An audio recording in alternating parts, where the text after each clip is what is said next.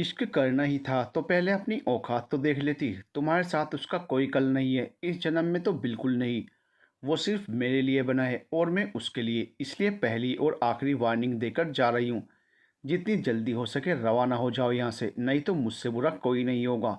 Get that. वो उसे धकेलती हुई चली गई और पल्लवी लड़खड़ाती हुई जमीन पर बैठ गई। जिंदगी ने एक बार फिर उसे सच के मधुतल पर औंधे मुंह लाकर पटक दिया था। दूसरी तरफ विक्रम जब निकला तब मौसम बहुत ख़राब था। उसकी गाड़ी ख़राब हो गई थी। उसे सामने तरुण आता दिखा। उसने गाड़ी रुकवा ली। तरुण उसे किसी जगह रुकवा कर पहले मुबारकबाद देना चाहता था, क्योंकि आज इतनी कोशिशों के बाद उसकी बहन को इंसाफ मिल गया था। विक्रम बहुत खुश था। तरुण एक ढाबे पर गया और शराब मंगवा ली। विक्रम मुस्कुराता हुआ खड़ा हो गया और बोला, थैंक यू सो मच तरुण, तुम्हारे सपोर्ट के लिए, बट आज तुम्हारे साथ नहीं दे पाऊंगा। क्यों सर? यू नो ना, मैं ड्रिंक नहीं करता। वो चाबी उठाकर जाने लगा। अरे सर, इतनी बड़ी बात है, एक पेग तो बनता ही है। नो तरुण, मुझे कहीं जाना भी है, फिर drink and drive I can't. अरे सर, जिसे आप सबसे ज़्यादा चाहते उसी के लिए एक गिलास। चीयर्स। उसने पेग उसके हाथों में ही थमा दिया। विक्रम के दिमाग में पल्लवी थी। उसे आज अपने प्यार का इजहार करना था। होश में तो ये काम हो नहीं सकता था, तो उसने शराब का सहारा लेना ही सही समझा और एक घूंट में पूरा पेग पी गया। वो जाने लगा तो तरुण ने हाथ पकड़कर बैठा दिया। अरे रे सर, कहाँ चले? रघुवंशी हैं आप और शराब से ऐसी दूरी? That's not fair. एक और पेग। उसने पेग पर पेग लगवा दिए। विक्रम भी मना करने की हालत में नहीं था। वो पूरी तरह नशे में टुन हो गया। तभी तरुण के पास एक फ़ोन आया। हेलो मधु। यस, मैंने अपना काम कर दिया है, तुम विक्रम को भेज दो इधर, फिर देखते हैं ये नशे में कब तक होश संभालेगा। दूसरी तरफ मधु थी। विक्रम मधु के नापाक इरादों का शिकार हो चुका था और तो और उसके इन इरादों में शामिल भी हो गया था। तरुण ने फ़ोन रखा, गाड़ी चलाई और मधु की बताई लोकेशन पर पहुंच गया। वह दोनों विक्रम की मौसी के घर का पता जान चुके थे। फ्लैशबैक। तरुण विक्रम की बहुत इज्जत करता था, लेकिन सिर्फ दिखावे के लिए। असल में तो वह विक्रम की चापलूसी करके और ऊपर उठना चाहता था। इसीलिए उसकी जी हजूरी करता और ज़रूरत से ज़्यादा उसके काम करता। पर जिस दिन विक्रम ने तरुण को सबके सामने थप्पड़ मारा था, बस तभी तरुण के अंदर बदला लेने की चिंगारी भड़क चुकी थी। उसने ये भी नहीं सोचा कि उस वक्त हालात क्या थे, जबकि विक्रम तब बिल्कुल सही था। वो पल्लवी को बिना वारंट के और रात को बिना लेडी कांस्टेबल के ही उठा लाया था। पर अब उसने विक्रम को बर्बाद करने का सोच लिया था। वो कुछ दिनों की लीव लेकर शहर से बाहर चला गया। फिर बातों बातों में मधु से बात हुई और उसके इरादे भी जान गया। विक्रम उसकी जिद बन चुका था और उसे हासिल करना उसका इकलौता मकसद। बस फिर क्या था, तरुण को तो अपना स्वार्थ पूरा करना था। और उसने जब मधु को बताया कि विक्रम किसी लड़की के चक्कर में, बस तभी से दोनों ने हाथ मिला लिया था। तरुण के पास विक्रम का मोबाइल नंबर तो था ही। उसने वो टेप करवा लिया और वो जहाँ जाता उसे फॉलो करने लगा। उसे पता चल गया था कि विक्रम पल्लवी को अपने साथ रख रहा है। उसे एक कोठे वाली को अपने साथ रखने की उम्मीद नहीं थी। अब उन्होंने कुछ बहुत बड़ा करने का इरादा कर लिया था, जिससे विक्रम बिल्कुल बेखबर था। तभी तो सुबह मधु विक्रम से सच उगलवाने गई थी। और अभी तरुण का प्लान ये था कि नशे में विक्रम पल्लवी के साथ कुछ कर देगा तो उसके खिलाफ ही सबूत ले जाकर वो कह देगा कि एक लड़की को इंसाफ दिलाने की आड़ में वो ये सब कर रहा है। एक मासूम को अपने साथ रखकर गलत काम कर रहा है और तो और ये सब करते हुए अपनी वर्दी का भी ख्याल नहीं रखा। विक्रम आने वाले खतरे से बिल्कुल अनजान घर चला आया था। मौसम बहुत ख़राब होने लगा था, जैसे कोई तूफान आने वाला हो। तूफानी बारिश की शुरुआत तेज़ हवा और बूंदाबांदी से हो चुकी थी। घर पर कोई नहीं था। मौसी अपनी किसी सहेली के यहाँ गई थी, तो नगमा भी उनके जाते ही इस शहर से दूर जाने के लिए ट्रेन या बस की टिकट देखने अकेले ही गई थी। पल्लवी को घर पर ही छोड़कर गई थी ताकि मौसी लौटे तो वो उन्हें संभाल ले। दरवाजे पर दस्तक होते ही पल्लवी घबरा गई, क्योंकि सुबह भी मधु ऐसे अचानक से आ गई थी। अब भी वो बिल्कुल ही अकेली थी। फिर ऐसी तूफानी रात ने उसका डर और भी ज़्यादा बढ़ गया था। पर दरवाजे पर बने हॉल से देखा तो सामने विक्रम खड़ा था। वो अकेला ही था। उसने जल्दी से दरवाज़ा खोला। विक्रम गिरता पड़ता सीधा उसके गले लग गया। आज जो हुआ, पल्लवी उसकी वजह से पहले से ही बहुत रो चुकी थी और फिर विक्रम का आज इस हालत में आना उसे डरा रहा था। वो जब उसके करीब हुआ तो उसने उसे देखा। उसमें शराब की स्मेल आ रही थी। वह उसे सोफे पर बैठाकर दरवाज़ा बंद करने लगी।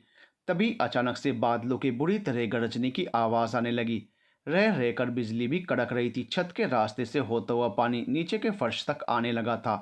पल्लवी जल्दी से ऊपर गई और जैसे ही दरवाज़ा बंद करती उसे किसी की परछाई दिखी। वो छत पर चली गई। बारिश बहुत तेज़ थी। वो 1 मिनट में ही तरबतर हो गई। बिजली चमकने से घबराकर वो नीचे जा पाती उससे पहले पीछे किसी से टकरा गई। विक्रम छत पर आ गया था। वो भी पूरा भीग चुका था। उसकी आंखें भयंकर लाल थी, जैसे बहुत देर तक रोया हो, और कुछ कमाल तो शराब ने भी कर दिया था। वो बिना पल गवाए पल्लवी के गले लग गया। पल्लवी की सांसें थम चुकी थी और वो किसी पत्थर की मूरत बन गई थी। गले लगने के साथ ही वो रो पड़ा। पल्लवी उसे यूं देखकर बहुत डर गई थी। क्या हुआ, आप रो क्यों रहे हैं? वो उसे छुड़ाकर बोली, पर विक्रम ने उसे और भी कस लिया। आज माधुरी को इंसाफ मिल चुका है। उसके गुनाहगार जेल में हैं। उसकी आवाज़ में खुशी के साथ आंसू भी शामिल थे। पल्लवी भी उसी के गम में रोने लगी, क्योंकि उसने विक्रम का गम उसी शिद्दत से महसूस किया था जिस गहराई से उसने उसे बताया था। फिर वो संभल कर बोली, ये तो बेहद खुशी की बात है, फिर गम किस बात का? आपको खो देने का। जिंदगी ने मुझसे मेरी हर अजीज चीज़, शख्स छीन लिए। अब आपको नहीं खो सकता। विक्रम उसे और ज़्यादा मजबूती से पकड़ रहा था, जैसे कोई पल्लवी को उससे छीन कर ना ले जाए। ये आप क्या? पल्लवी के होश फाख्ता हो चुके थे अचानक विक्रम के मुंह से ये बात सुनकर, पर वो अभी कमज़ोर नहीं पड़ सकती थी। उसने उसे जल्दी से खुद से अलग किया और जाने लगी। विक्रम ने आगे बढ़कर झटके से उसका दुपट्टा पकड़ लिया। आने वाले पलों के बारे में सोचकर ही पल्लवी का दिल जोर से धड़कने लगा। उसे विक्रम पर पूरा यकीन था। वो बहुत बार पहले भी अकेले में उससे मिलकर जा चुका था, पर आज उसे विक्रम का बदला अंदाज डरा गया, क्योंकि वो आज होश में नहीं था। उसने फुर्ती से उसे खींचकर अपने नज़दीक कर लिया और अपनी बाहों में भर लिया और तड़प कर बोला, आज आपके दिल की बात सुनने आया हूँ। क्या आपके दिल में मेरे लिए थोड़ी सी भी जगह नहीं? पल्लवी का दिल रो रहा था। कैसे उसे बताए कि उसके दिल के हर कोने में वही तो है। उसके लिए तो दिल भी अपनी जगह छोड़ने को तैयार बैठा है, पर वो सब बातों में इतनी उलझी हुई है कि उसे कुछ नहीं मालूम कि वो क्या चाहती है। वो पल्लवी के गले में बाहें डालते हुए बोला, कितना कितना तरसाती हैं आप मुझे। खुलकर कुछ कहती भी नहीं है, आज तो बोलिए कुछ। वो अपने लब पल्लवी के कानों के बेहद नज़दीक ले जाकर बोला। उसकी आवाज़ में शिद्दत थी, गहराई थी, तड़प थी, जो पल्लवी को तड़पा रही थी। वो जल्दी से बोली, नहीं ऐसा कुछ नहीं है, आप नशे में हैं। उसकी करीबियत से पल्लवी की ज़ुबान लड़खड़ाने लगी थी। नशा तो मुझे तभी हो गया था। विक्रम पल्लवी की सदा पर निसार हो चुका था। उसकी शर्म हया नज़ाकत तो उसे उसके इतने करीब ले आई थी। वो सही से खड़ा भी नहीं रह पा रहा था। बार बार पल्लवी की बाहों में जा रहा था। आप, हम नीचे चलते हैं, तूफ़ान बहुत तेज़ है। वो उसे नीचे लेकर जाने लगी। आपको ये तूफ़ान नज़र आ गया? फिर वो अपने सीने पर हाथ रखकर बोला, ये यहाँ जो है, इस तूफ़ान से कैसे अनजान बनी रही आप, जो आपके मुस्कुराहट पर उठता है और आपके आंसुओं पर बेकाबू हो जाता है। बोलिए, विक्रम ने पल्लवी के कंधे पकड़कर कहा। उसे होश ही नहीं रहा था कितनी तेज़ बारिश में वो खड़ा है। वो बस पल्लवी को देखे जा रहा था। आसमानी रंग के सूट में वो किसी परी से कम नहीं लग रही थी। उसका धुला बेदाग चेहरा बिजली की चमक में और भी हसीन दिख रहा था। उन पर गीले बाल उसे कातिल बनाने को काफ़ी थे। फिर जाने अचानक उसे क्या सूझा। 1 मिनट, विक्रम ने अपना फ़ोन निकाला और बोला, आप फिल्मों में देखती हैं ना, बारिश में कितना रोमांटिक डांस होता है, तो क्या मेरे साथ डांस करेंगी आप? उसने बिना उसका जवाब जाने ही गाना चला दिया। तड़पाए मुझे तेरी सभी बातें, एक बार ए दीवानी झूठा ही सही प्यार तो कर। मैं भूला नहीं हंसी मुलाकातें, बेचैन करके मुझे मुझसे यूं ना फेर नज़र। विक्रम जितना उसे अपने करीब लाता वो उतनी ही दूर जाती। वो बार बार उसे घुमाकर अपनी तरफ करता। एक तो बारिश, फिर ऊपर से शराब चढ़ाई हुई। वो तो पल्लवी के साथ मदहोश होकर डांस कर रहा था। वो उसे गोल गोल घुमाने लगा, फिर उसके करीब गया और उसके चेहरे पर आई लटों को हटाने लगा। पल्लवी गाने के बोल से ही स्तब्ध हो गई थी, जो विक्रम का हाले दिल को बखूबी बयान कर रहे थे। उसको विक्रम की नज़दीकियाँ पिघला रही थी। हाल ये था कि तूफ़ानी ठंडी बारिश में भी वो तपने लगी थी। इस गाने की ऐसे सर्द मौसम में भी आग लगा दी थी। फिर भीगी हुई पल्लवी का विक्रम के बार बार झटकने से उसकी तरफ आना और गीले बालों की बूंदों का उसके चेहरे पर बरस जाना माहौल को और भी हसीन बना रहा था। आखिर में वो घुटनों के बल बैठ चुका था और हाथ फैलाकर उसकी नज़दीकियों की उससे फरियाद करने लगा।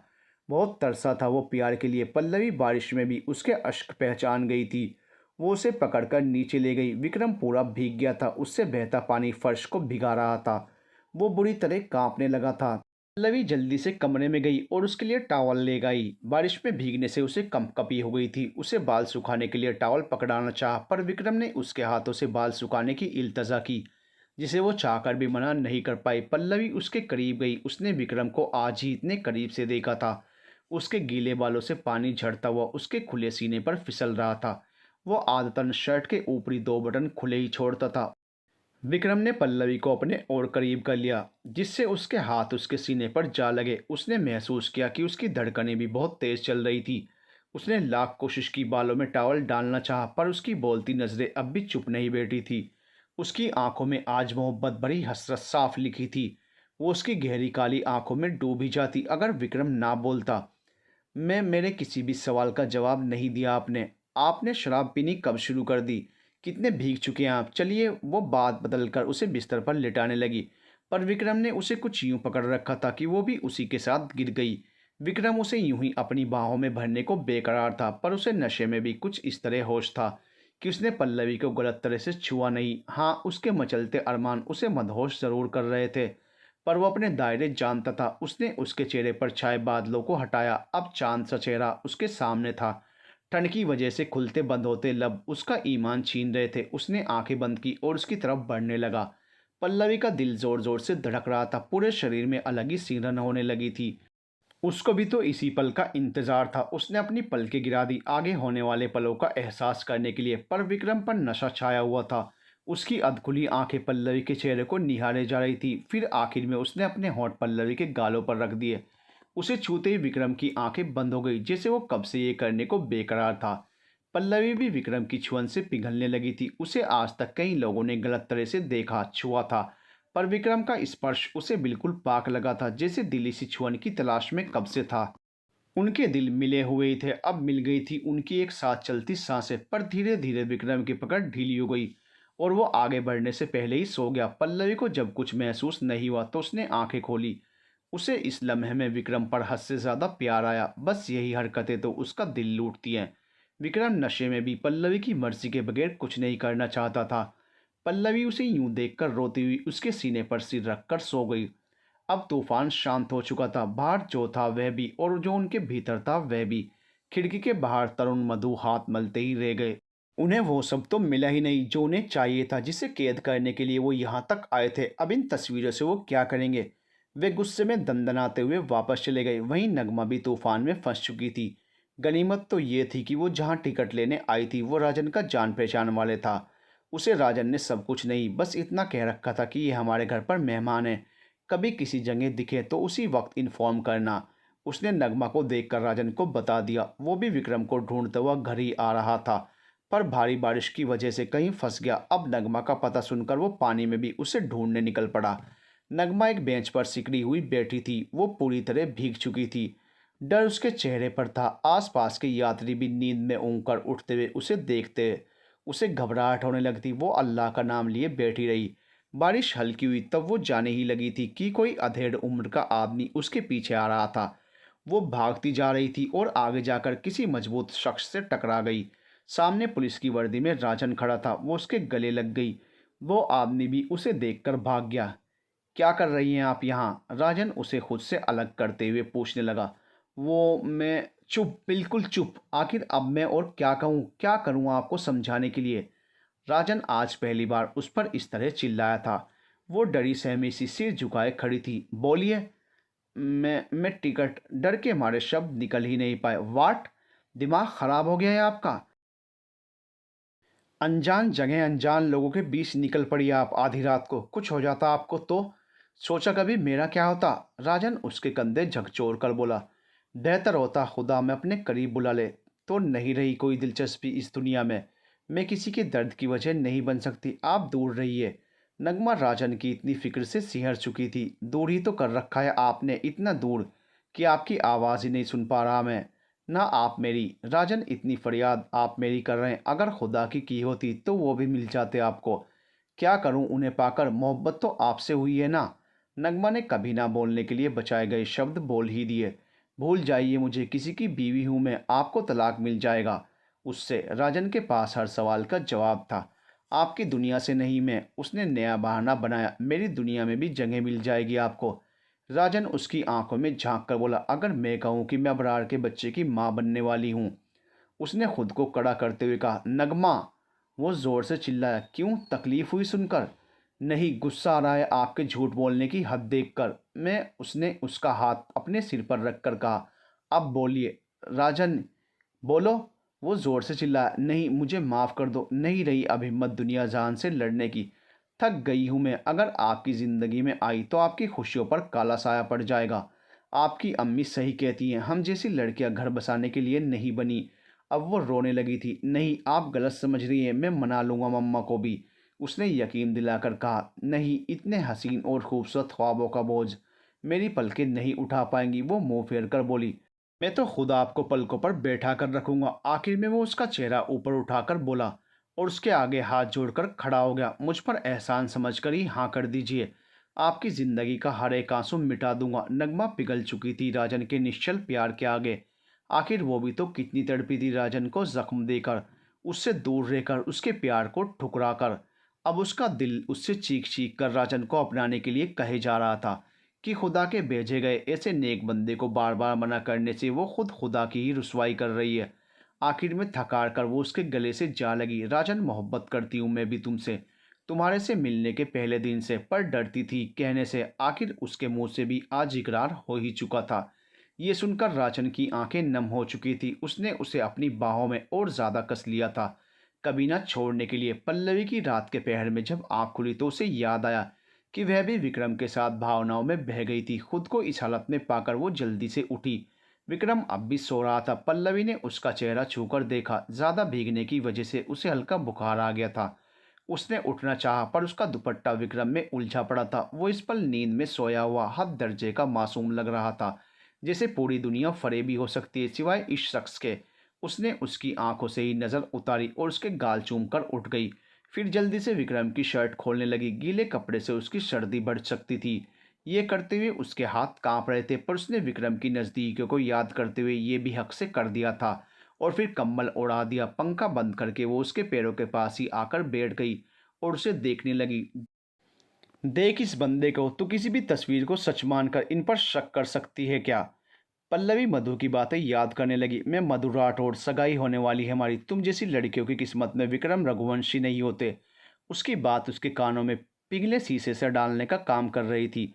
उसकी आवाज़ में नफरत और जलन कूट कूट कर भरी पड़ी थी। पल्लवी अब भी सोच नहीं पा रही थी कि विक्रम ऐसा कर सकता है। नहीं, झूठ बोल रही थी वो। तुझे अलग करने आई थी इनसे, वरना ये आज यहाँ ना आए होते अपनी इतनी बड़ी खुशी की बात तुझसे बांटने के लिए। दिल ने दिमाग को गलत ठहराया, पर वो लड़की झूठ क्यों कहेगी? दिमाग ने दिल को कटघरे में खड़ा किया। देख, तेरे सामने कौन है ऐसी शख्सियत जिसे हर कोई अपना बनाना चाहेगा। इनके साथ कोई थोड़ी देर भी रहे तो इनके प्यार में पड़ सकता है। तू भी तो पड़ गई पुलिस वालों से नफरत होने के बाद भी। फिर वो तो इनके साथ काम करती है, पाने के लिए ही नाटक किया होगा, झूठ कहा होगा सब कुछ। दिल ने दिल खोलकर विक्रम की पैरवी की। तो अब तेरा क्या फैसला है? पल्लवी खामोशी से विक्रम को देख रही थी। दिल तो कर रहा था कि अभी जाकर उसे अपनी बाहों में भर ले, जी भरकर उससे प्यार करे और चीख चीख कर कह दे कि कितना चाहने लगी है वो उसे। अभी से नहीं, जाने कब से वो उसके लिए ज़िंदगी जीने की वजह बन चुका था। वो जिसमें खुशी खुशी डूबने को भी तैयार थी, वो दरिया बन चुका है। ज़िंदगी की ज़रूरत नहीं, पूरी ज़िंदगी ही बन चुका है। पर दूसरी तरफ दिमाग नगमा, मौसी और मधु की कड़वी मगर सच्ची बातों को दोहराए जा रहा था। पर कमबख्त दिल तो बस विक्रम का ही नाम रटे जा रहा था कि बस एक बार उससे सुन ले कि आखिर वो क्या चाहता है। यूं ही उसे देखकर ही उसने रात बिता दी थी। सुबह तक मौसी नगमा दोनों ही नहीं लौटे थे। शायद रात के तूफान ने शहर में काफ़ी तबाही मचाई थी। पर वो तूफान तो रात को थम गया, पर अब नया तूफान आने वाला था, क्योंकि विक्रम नींद से और नशे से जाग चुका था। खुद को शर्टलेस देखकर वो सकपकाया। फिर अपने पैरों के पास ही पल्लवी को देखकर दिल धक से रह गया। वो बीती रात की बातें याद करने लगा। तरुण ने उसे शराब पिलाई थी, फिर वही उसे छोड़ने आया था। मतलब वो कहाँ है अब? वो यहाँ आया, फिर पल्लवी के गले लगना याद करने लगा। उसके बाद क्या? उसे कुछ याद ही नहीं। वो दिमाग पर जोर देने लगा। उसे धुंधला सा बारिश में डांस करना ही याद आया। फिर नशे में जाने पल्लवी के साथ क्या किया। उफ, no no, oh god, it's impossible. मैं पल्लवी के साथ नहीं, अगर ऐसा हुआ तो वो ज़िंदगी में कभी मेरी शक्ल नहीं देखेंगी। वो क्या, मैं खुद को भी कभी फेस नहीं कर पाऊंगा। वो हड़बड़ी में कसमसाया। उसकी हरकत से पल्लवी भी जाग गई। विक्रम को देखते ही उसकी आंखों के आगे बीती रात का मंजर और सारी बातें घूम रही थी। विक्रम पूरे नशे में था। गनीमत तो ये थी कि उसने पल्लवी के साथ कुछ गलत नहीं किया, पर फिर भी बारिश में बढ़ी उनकी नज़दीकियां याद आते ही वो असहज हो गई और जल्दी से उठकर जाने लगी। विक्रम ने झिझकते हुए आवाज़ लगाई, सुनो। उसकी इल्तजा सुनकर पल्लवी वहीं रुक गई। आप ठीक है ना? मेरा मतलब, मुझे खुद पर इतना तो यकीन है कि आपको नशे में भी विक्रम खुद को साबित करने के लिए लफ्ज़ नहीं मिल रहे थे। हम ठीक हैं और आप पर पूरा यकीन भी है। आप बेफिक्र रहें, आपने कुछ गलत नहीं किया। वो बिना मुड़े ही बोली। विक्रम बिना देरी किए उठा और उसका हाथ पकड़ लिया। फिर मुझसे नजरें क्यों चुरा रही हैं आप? वो बिना जवाब दिए जाने लगी तो विक्रम ने उसे अपने और करीब कर लिया। सवालों से बचने की आदत कब बना लिया आपने? जवाब तो हमें भी चाहिए। उसने इस बार उसकी आंखों में देखते हुए पूछा। आपकी सगाई होने वाली है? वो बिना लाग लपेट के पूछ बैठी। वाट? किसने कहा? विक्रम को सुनकर झटका सा लगा, पर उसका सीधा शक मधु पर ही गया, क्योंकि उसके सिवा यह घटिया हरकत और कौन कर सकता था। उसने तो उस रोज पार्टी में अपने पापा को भी अचानक ही ये बात कही थी, तो वो पल्लवी को भी यह कह सकती है। फिर पल्लवी ने भी मधु की सारी बातें बताकर विक्रम के शक की पुष्टि कर दी। पूरी बात सुनकर विक्रम ने तो अपना सिर पकड़ लिया। मधु दिन ब दिन उसकी नज़रों से गिरती जा रही थी। पल्लवी की आंखों में विक्रम को अब भी यकीन ही दिख रहा था कि उसे मधु की बातों से कोई फर्क नहीं पड़ता। बस यही विक्रम के लिए काफ़ी था। पर वो फिर भी बोला, जवाब तो आपकी आंखों में है। पल्लवी की नज़रें जैसे ही विक्रम से मिली उसने जल्दी से नज़रें फेर ली, क्योंकि वो आंखें पढ़ने में माहिर था। पल्लवी को डर था कि उसकी अनकही बातें वो बिना कहे समझ न ले। विक्रम ने उसका चेहरा अपनी तरफ करते हुए कहा, मेरी कल रात की बातें आपको अब भी मुझ पर शक करवा रही हैं? मेरे सवालों के जवाब दीजिए। पल्लवी को विक्रम की सर्द आवाज़ कमज़ोर कर रही थी। वो एक बार दिमाग की तसल्ली के लिए ये सुनना चाहती थी कि कहीं सच में उसे कोई और लड़की तो पसंद नहीं, और अगर हाँ तो कहीं वो मधु ही तो नहीं। उसे मधु की बातें याद आई। इश्क करने से पहले अपनी औकात तो देख लेती। ऐसे रिश्ते कोई नहीं अपनाता। वो जो कल आई थी वह आपके लिए बेहतर हम सफ़र होंगी, आपके लायक भी हैं और हैसियत की भी।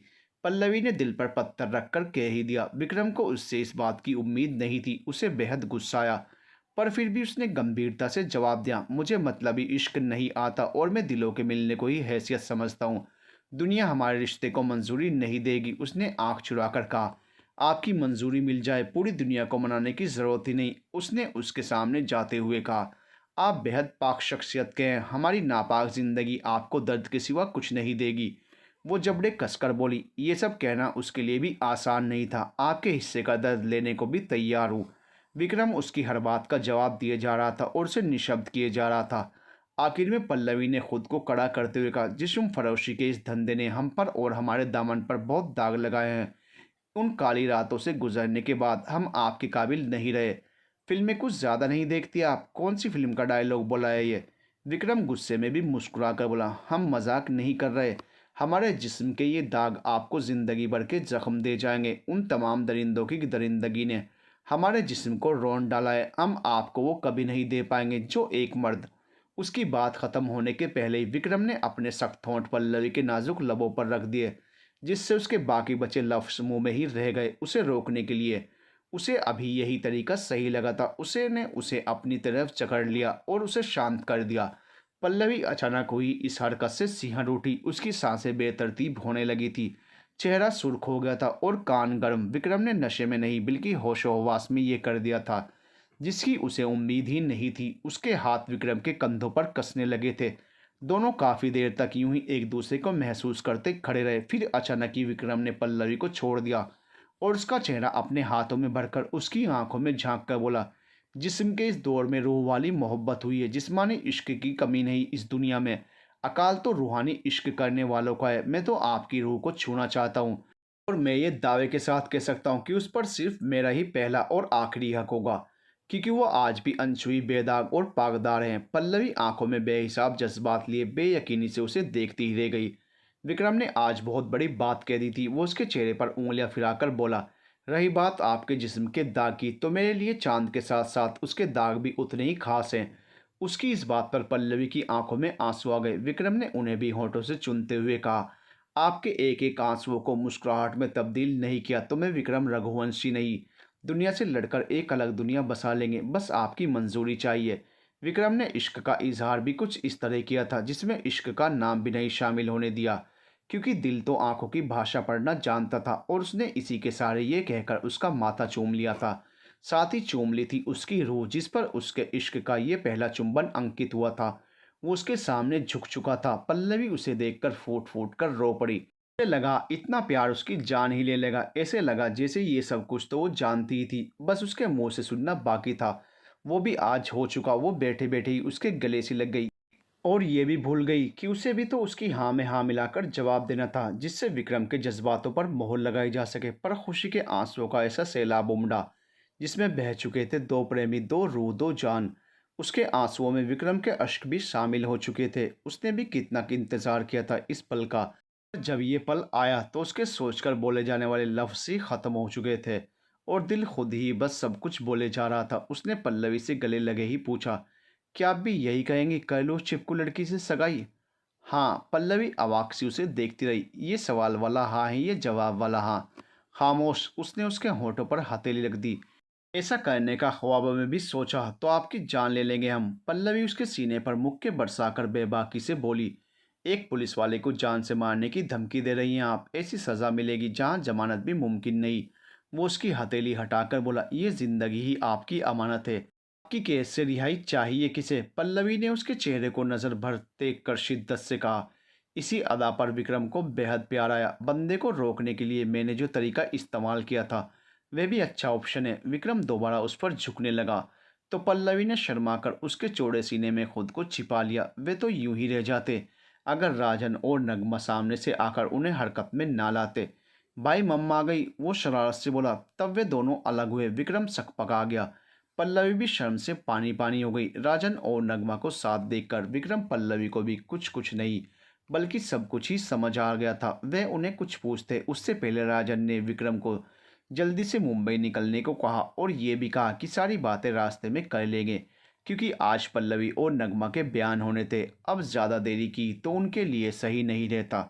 विक्रम ने हसरत भरी निगाहों से पल्लवी को देखा, फिर राजन के साथ अपने कमरे में चला गया।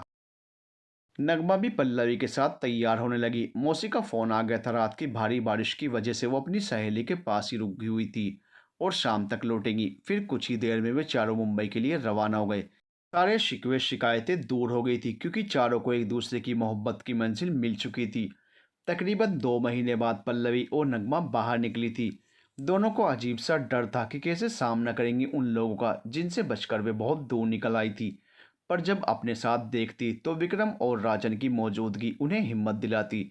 विक्रम ने पल्लवी के लिए गाड़ी का दरवाज़ा खोला और राजन ने नगमा के लिए। पल्लवी के बैठने के बाद विक्रम ने उसका लहराता दुपट्टा उसके हाथ में देने के बहाने उसका हाथ छू लिया। पल्लवी उसे नज़र उठाकर देख न सकी। विक्रम ड्राइविंग सीट पर आकर बैठ गया। आज पहली दफ़ा उसकी गाड़ी की फ्रंट सीट पर कोई लड़की बैठी थी, वो भी वह जिसे वो इश्क करता है। पीछे राजन और नगमा का अलग ही माहौल चल रहा था। नगमा खिड़की के बाहर देख रही थी, इससे बेखबर कि राजन उसके नज़दीक सरकता हुआ बैठने की कोशिश में है। विक्रम ने सहमी सी पल्लवी को देखा, फिर उसकी तरफ बढ़ गया।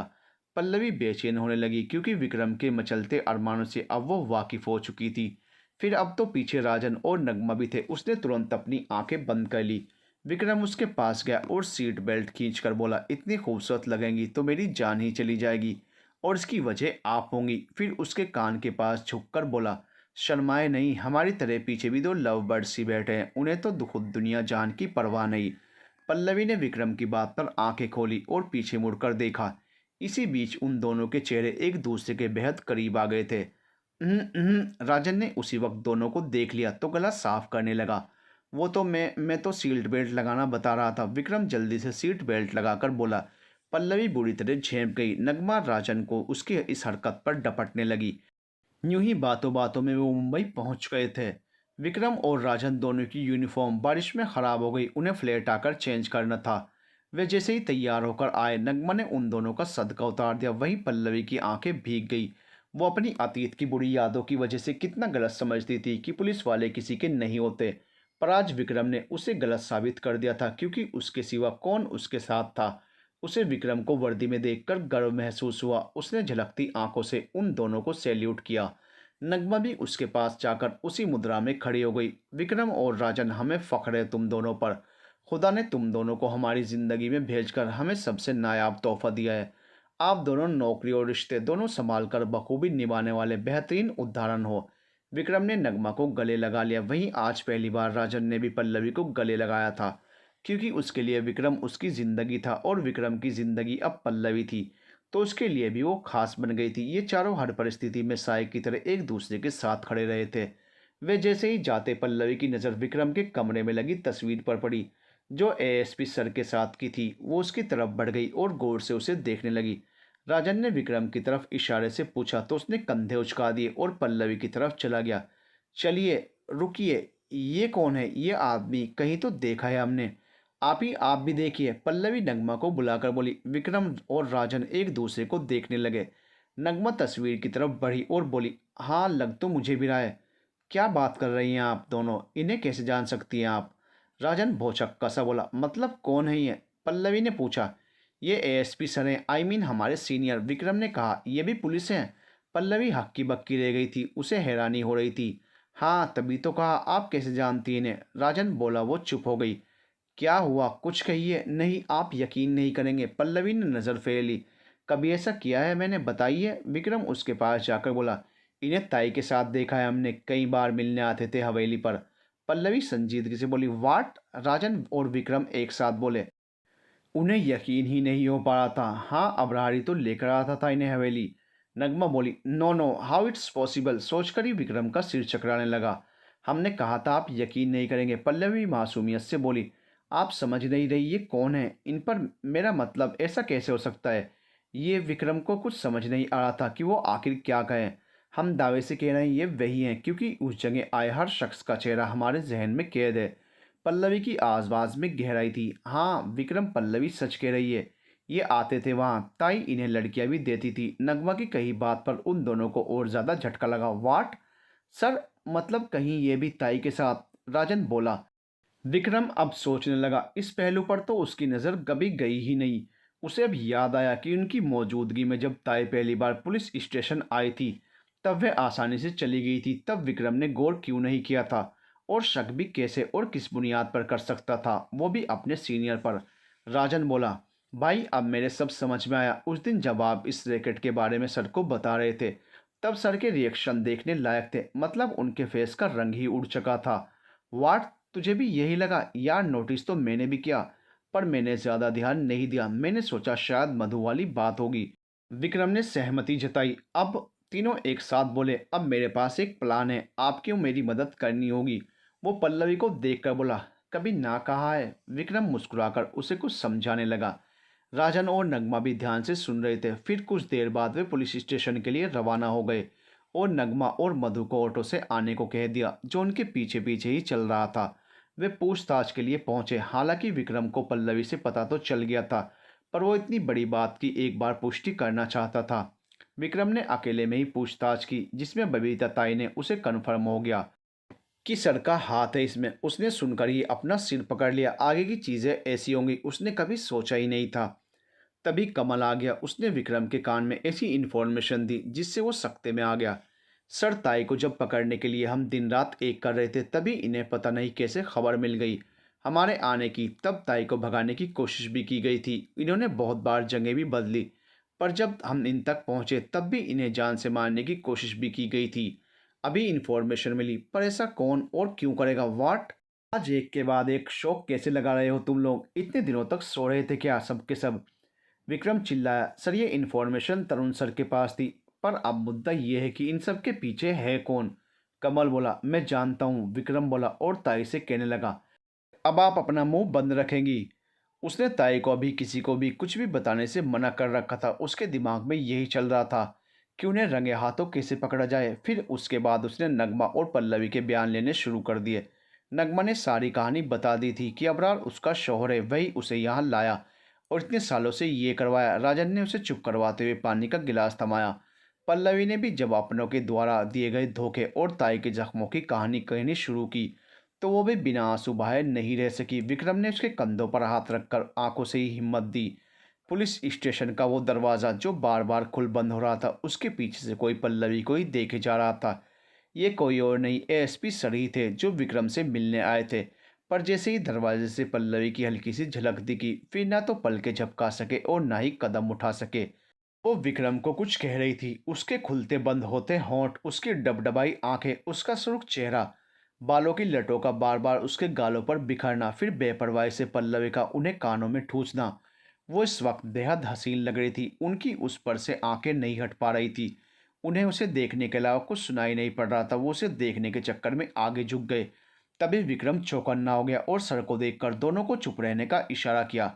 सर को देखकर पल्लवी और नगमा एक दूसरे के करीब होकर बैठ गई, क्योंकि ये वही थे। सर इनके स्टेटमेंट ले रहा था। वो ताई के चंगुल से छुड़ाई लड़कियों में से हैं। ये विक्रम नपे तुले शब्दों में ही बोला। ओ, उन्होंने पल्लवी को ऊपर से नीचे तक फिसलती नजरों से घूरा, फिर कुछ सोचकर फौरन वापस चले गए। उनके बयान हो चुके थे। अब विक्रम तरुण के पास गया। उसे सामने पाकर तरुण नजरें नहीं मिला पा रहा था। इंस्पेक्टर तरुण राठी, आप अपनी वर्दी का लिहाज भी भूल गए, वो जोर से चिल्लाया। मधु भी अब तक आ चुकी थी। सर, आप किस बारे में बात कर रहे हैं? वो अनजान बना। क्या हुआ विक्रम? मधु बीच में बोली। Call me sir, I am your senior miss Madhu, और आप दोनों अच्छी तरह जानते हैं मैं क्या कह रहा हूँ। विक्रम को उसे देखकर ही गुस्सा आया। आपके घटिया इरादों और हरकतों की वजह से ही लोगों का पुलिस पर भरोसा नहीं, यहाँ तक कि इंसान का दूसरे इंसान पर ही भरोसा नहीं। कोई सफाई नहीं देंगे आप? वो उसको घूर कर बोला। Sir, I am sorry but, Tarun फुसफुसाया। But what? उस एक स्लैप का ऐसा बदला, जबकि उसमें भी कसूरवार तुम थे ना? उसने उसकी आंखों में झांक कर ऐसा तंज कसा कि तरुण से देखता रह गया। मुझे बेवकूफ़ समझने की भूल मत करना। सब समझता हूँ मैं, कौन क्या कर रहा है, कैसे कर रहा है, क्यों कर रहा है, एवरीथिंग। विक्रम उन दोनों को बारी बारी देख कर बोला। लुक, मेरे पर्सनल मैटर एक तरफ है, मगर इससे किसी विक्टिम को प्रॉब्लम हो, ये मैं किसी भी कीमत पर बर्दाश्त नहीं करूँगा। वो जो आपने शराब पिलाकर आपने घटिया काम का अंजाम देने के बारे में सोचा भी था, वो बेहद घटिया हरकत थी। मैं हर बार कहता आया हूँ, आप जिस ओहदे पर हैं उसकी तरफ देखा करें पहले। लोगों के मन में पुलिस के नाम पर ऐसी ऐसी भ्रांतियाँ जो फैल रखी हैं, उसे ख़त्म करने आए हैं हम। अपनी वर्दी की और नौकरी की इज्जत करना सीखें। तरुण भौचक्का कर गया कि विक्रम को सब कैसे मालूम चला होगा। विक्रम उसकी तरफ आकर बोला, मेरे ही शहर में, मेरे ही घर में आकर ऐसा कुछ करोगे और मुझे भनक तक नहीं लगेगी? ऐसा सोचने की गलती कर दिया आपने। एंड मिस मधु, आपके अगेंस्ट तो मैं रिपोर्ट फाइल करूंगा। किसी की पर्सनल लाइफ में दखल अंदाजी कर ऐसे वीडियोस बनाने की साजिश, इट्स ए क्राइम। आप भी पुलिस में ही हैं, आप बेहतर जानती होंगी। विक्रम अपना हाथ टेबल पर मारकर जोर से चिल्लाया तो मधु भी सहम गई। ये आखिरी बार कह रहा हूँ, मुझसे और मेरी ज़िंदगी से दूर रहिए, बहुत दूर, अदरवाइज रिजल्ट सही नहीं होगा। वो मधु को उंगली पॉइंट करते हुए एकाएक शब्द चबा चबा कर बोला। दनाती हुई बाहर निकल गई। बाहर की बेंच पर नगमा और पल्लवी सकुचाई सी बैठी सबको देख रही थी। उनके ठीक सामने की डेस्क पर भारती बैठी थी, जो नगमा पर नजर टिकाई थी। उसे अब समझ में आया कि राजन ने जिसके लिए उसे ना किया वो कौन है, क्योंकि पल्लवी को तो वो उस रात देख चुकी थी, पर नगमा को आज ही देखा था और देखकर ही मन जलन से भर गया। उसकी नज़रें बयान कर रही थी, जैसे वो कह रही हो कि इसी लड़की की वजह से राजन सर ने मुझे मना कर दिया। जबकि ये लड़कियां तो इंसानी फितरत यही होती है। इंसान को परिस्थितियों और मन स्थितियों में से एक को चुनना पड़े तो वह दूसरी स्थिति को ही चुनेगा, क्योंकि उसका मन यही सोच रहा होता है। ये नहीं कि नगमा कितनी मुश्किलों से गुजरी होगी, उसकी ज़िंदगी कैसी रही होगी।